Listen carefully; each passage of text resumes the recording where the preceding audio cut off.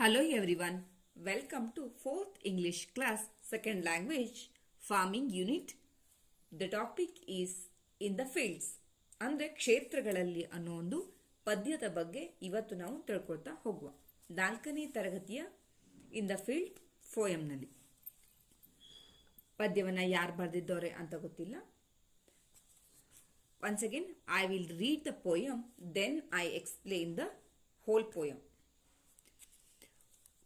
One day I saw a big brown cow raise her head and chew. I said, "Good morning, Mr. Cow," but all she said was moo.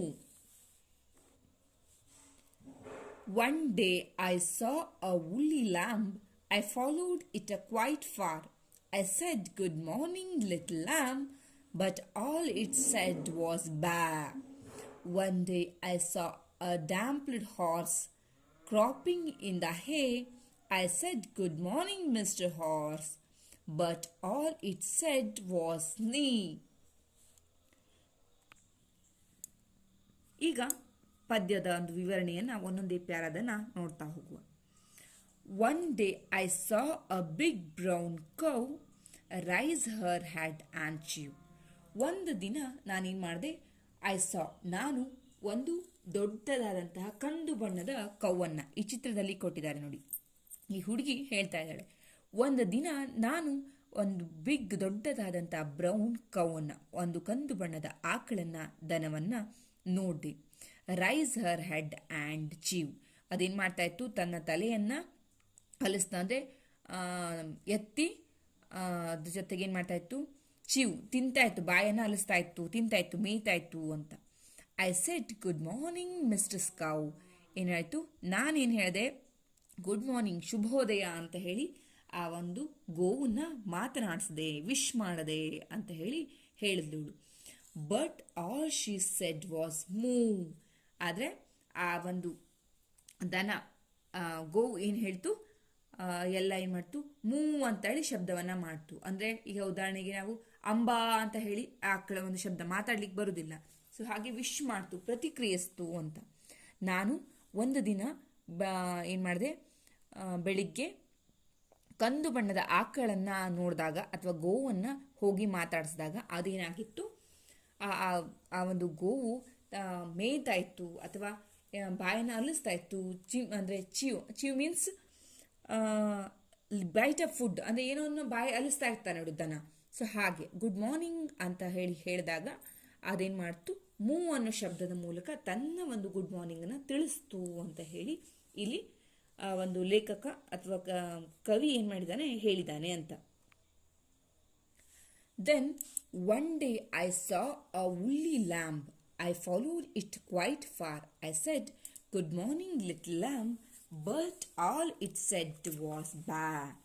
ಏನಾಯಿತು, ಮತ್ತೆ ಒಂದಿನ ಏನು ಮಾಡಿತು, ನಾನು ಒಂದು woolly lamb ಅಂದರೆ ಮೈ ತುಂಬ ಉಣ್ಣೆ ಇರುವಂತಹ ಒಂದು ದಷ್ಟಪುಷ್ಟವಾಗಿರುವ ಅಂದರೆ ಆರೋಗ್ಯಕರವಾದಂತಹ ಒಂದು ವೂಲಿ ಲ್ಯಾಂಬ್ ಏನು ಮಾಡಿದೆ, ಉಣ್ಣೆಯನ್ನು ಹೊಂದಿರುವಂತಹ ಕುರಿಮರಿಯನ್ನು ಮಾತಾಡಿಸಿದಾಗ ಅದರ ಹತ್ರ ಕ್ವೈಟ್ ಫಾರ್ ಸ್ವಲ್ಪ ದೂರ ಅದನ್ನು ಫಾಲೋ ಮಾಡಿದಾಗ I said, "good morning little lamb." ನಾನೇನು ಮಾಡಿದೆ, ಅದಕ್ಕೆ ಶುಭೋದಯ ಕುರಿಮರಿ ಈ ರೀತಿಯಾಗಿ ಮಾತಾಡಿಸಿದಾಗ but all it said was baa. ಅದೇನು ಮಾಡ್ತು, ಆ ಕುರಿಮರಿ ಕೂಡ ಏನು ಮಾಡ್ತು, ಬಾ ಅಂತ ಹೇಳಿ ಶಬ್ದವನ್ನು ಮಾಡ್ತು. ಅದಕ್ಕೆ ಮಾತಾಡ್ಲಿಕ್ಕೆ ಬರೋದ್ರಿಂದ ಬ್ಯಾ ಬ್ಯಾ ಈ ರೀತಿ ಸೌಂಡನ್ನು ಮಾಡ್ತು ಅಂತ ಹೇಳಿ ಕವಿ ಇಲ್ಲಿ ಹೇಳಿದ್ದಾರೆ. Then one day I saw a dappled horse cropping in the hey.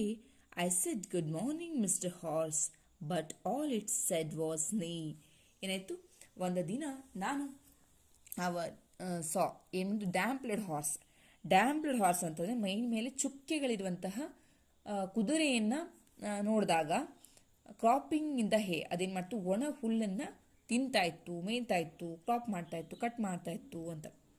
Cut ಮಾಡಿದಂಥ ಹುಲ್ಲನ್ನು ತಿಂತಾ ಇರುವಂಥ ಸಂದರ್ಭದಲ್ಲಿ ಏನು ಮಾಡಿದೆ, ಬೈಟಿಂಗ್ ಆಫ್ ದ ಹೇ, ಅದೇನು ಮಾಡ್ತಾ ಇತ್ತು, ತಿಂತಾ ಇತ್ತು, ಮೇಯ್ತಾ ಇದ್ದಂಥ ಸಂದರ್ಭದಲ್ಲಿ ನಾನು good morning mister horse, good morning ಅಂತ ಹೇಳಿದಾಗ, ಶುಭೋದಯ ಅಂತ ಹೇಳಿದಾಗ but all it said was neigh. ಅದೇನು ಮಾಡ್ತು, ಅಂತ ಶಬ್ದ ಮಾಡ್ತಲ್ವಾ ಕುದುರೆ, ಸೊ ಆ ಒಂದು ಶಬ್ದವನ್ನು ಮಾಡ್ತು ಅಂತ.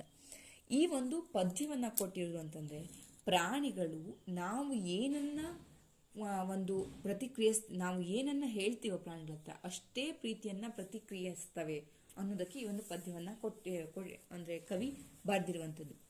ಈಗ ಯಾವುದೇ ಪ್ರಾಣಿಗಳಾಗಿರ್ಬೋದು ಅವುಗಳಲ್ಲಿ ದಯೆ ಪ್ರೀತಿ ಹೆಚ್ಚು ಇರುತ್ತೆ ಅಂತ. ಮನುಷ್ಯ ಎಷ್ಟು ಪ್ರೀತಿಯನ್ನ ಪ್ರಾಣಿಗಳಿಗೆ ಕೊಡ್ತಾನೋ ಅದರ 2 ಪಟ್ಟು ಪ್ರಾಣಿಗಳು ಪ್ರೀತಿಸ್ತವೆ ಮನುಷ್ಯನನ್ನ. ಅವರಿಗೆ ಭಾಷೆಗಳು ಬರದೇ ಇದ್ರೂ ಕೂಡ ಆ ಪ್ರಾಣಿಗಳು ಪಕ್ಷಿಗಳು ಏನ್ ಮಾಡ್ತವೆ, ಆ ಮನುಷ್ಯನ ಒಂದು ತಮ್ಮದೇ ಆದಂತಹ ಭಾಷೆಗಳಲ್ಲಿ ಮನುಷ್ಯನ ಮೇಲಿದ್ದಂತಹ ಪ್ರೀತಿಯನ್ನ ತೋರಿಸ್ತವೆ ಅನ್ನೋದಕ್ಕೆ ಈ ಒಂದು ಪದ್ಯವನ್ನ ಕೊಟ್ಟಿರುವಂಥದ್ದು. ಯಾಕಂತಂದ್ರೆ ಈಗ ದನ ಇರಬಹುದು ಅಥವಾ ಕುದುರೆ ಇರಬಹುದು ಅಥವಾ ಕುರಿಮರಿ ಇರ್ಬೋದು. ಸೊ ಯಾವುದೇ ಆಗಿದ್ರು ಅವರವರ ಒಂದು ಭಾಷೆಯಲ್ಲಿ ಅವರು ಏನು ಶಬ್ದವನ್ನ ಮಾಡ್ತಾರೋ ಆ ಭಾಷೆಯಲ್ಲಿ ಏನ್ ಮಾಡ್ತವೆ, ಪ್ರತಿಕ್ರಿಯಿಸೋದು. ನನಗೆ ಮಾತಾಡ್ಲಿಕ್ಕೆ ಬಂದರೂ ಕೂಡ ಅವರಿಗೆ ಬರದೇ ಇದ್ರೂ ಕೂಡ ಏನ್ ಮಾಡ್ತವೆ, ಪ್ರೀತಿಯಿಂದ ಮನುಷ್ಯನಿಗೆ ತನ್ನ ಪ್ರೀತಿಯನ್ನ ತೋರಿಸುತ್ತೆ. ಆ ಪ್ರಾಣಿಗಳಿಗೆ ಅಷ್ಟು ಒಂದು ರೀತಿಯ ಮಾನವೀಯತೆ ಮತ್ತೆ ಪ್ರೀತಿ ಹೆಚ್ಚು ಇರುತ್ತೆ ಅಂತ ಹೇಳಿ ಕವಿ ಈ ಒಂದು ಪದ್ಯವನ್ನ ಬರೆದಿರೋದು. ಬಹುಶಃ ಈ ಪದ್ಯ ಅರ್ಥ ಆಗಿರುತ್ತೆ ಅಂತ ಭಾವಿಸ್ತೀನಿ. Thank you for watching.